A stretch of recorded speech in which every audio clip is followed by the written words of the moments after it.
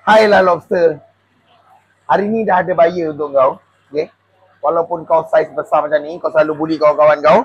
Hari ni aku jual kau lah. Okay. Ada satu customer ambil 2 ekor botol lobster. Saiz 2 kilo. Dan juga, tak boleh angkat kan, sorry. 3.6 kilo.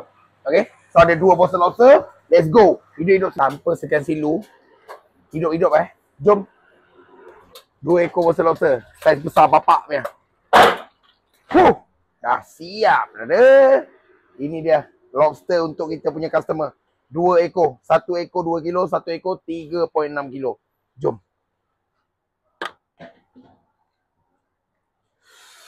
Wow! Guys, nampak? Tak ada ruang kosong. Okay? Inilah kegunaan dia. Awak beli yang hidup-hidup segar. Yang fresh. Bukan yang frozen. Jangan beli frozen. Okay, so guys, dah pun siap kita punya order. Okay. Satu orang beli 2 ekor lobster. Saiz 2 kilo, 3.6.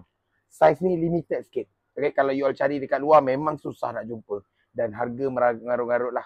Merapu-rapu lah harga dia. Dekat kita Alhamdulillah, harga masih terkawal.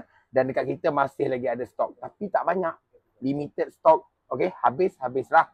Okay. Saya nak tanya you all. Agak-agak you all 2 ekor ni, berapa harga dia? Siap dengan salted egg tambah butter lagi. Yang ini confirm tak tidur malam.